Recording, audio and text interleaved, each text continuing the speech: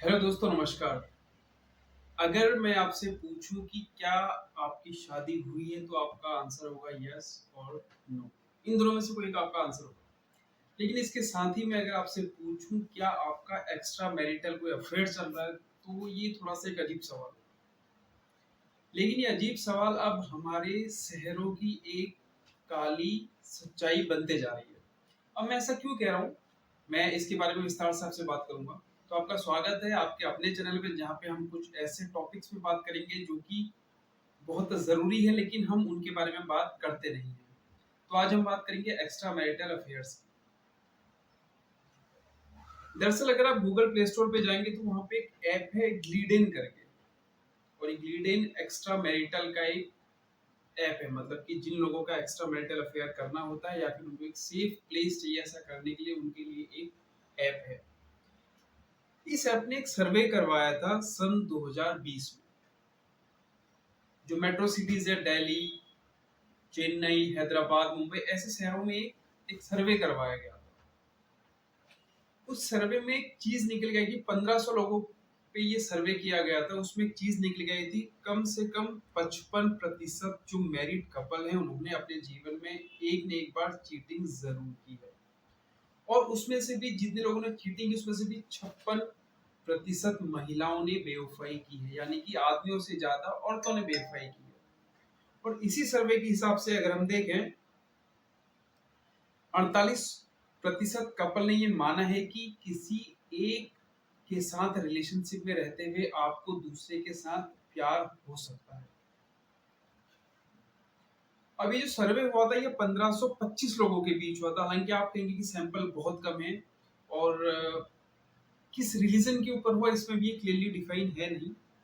और ये जो सर्वे हुआ था 25 से लेके 50 साल के लोगों के बीच में हुआ था। और जो शहरों में ये कंडक्ट हुआ था उसमें दिल्ली, मुंबई, बैंगलोर, चेन्नई, हैदराबाद, पुणे, कोलकाता और अहमदाबाद में ये सर्वे हुआ था। ये जो ऐप है ग्लेडिंग ये 2017 में आई थी और अभी रिसेंटली इसके प्ले स्टोर पे 10 लाख सब्सक्राइबर हैं।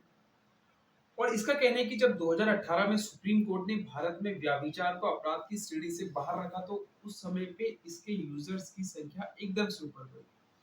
यानी कि जब भारत के लोगों में ये खतरा, यानी कि जो भय का एक माहौल था कि व्यभिचार अब ये कानून अपराध है, जैसे उसको सुप्रीम कोर्ट ने हटाया तो उन्होंने इस ऐप पे जाके रजिस्ट्रेशन किया और इस ऐप के यूजर्स की संख्या एकदम से ऊपर चली गई।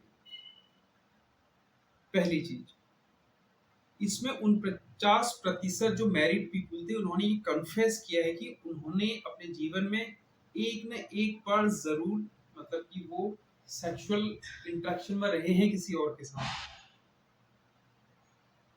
47% कपल ने ये एग्री किया, इन्होंने वन नाइट स्टैंड अपने जीवन में कभी न कभी किया है। 53% इंडियन मैरिड वुमेन ने ये एडमिट किया है कि उनका इंटीमेट रिलेशनशिप है आउटसाइड में, उनके शादी के बाहर, जबकि 43% मेंस ने ये काम किया है। अब ये तो थी आंकड़ों की बात। अगर हम अब आप कहेंगे कि सिर्फ 1500 ये सैंपल साइज था, सैंपल साइज बहुत छोटा है जबकि भारत की जनसंख्या 120-125 करोड़ के आसपास है। कौन से धर्म के कितने लोग इस सर्वे में शामिल थे इसका भी कोई इस सर्वे में कोई जिक्र नहीं है।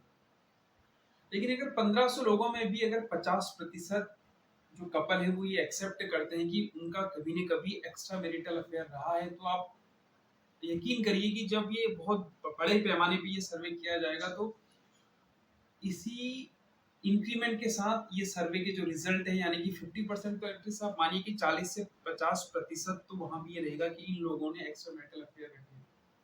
अब आप ये एक बात गौर करिए कि जो सनातन धर्म है या फिर इसमें अगर हम बात करें कि विवाह 16 संस्कारों में से एक संस्कार माना जाता है। विवाह का मतलब है कि दो आत्माओं का बंधन।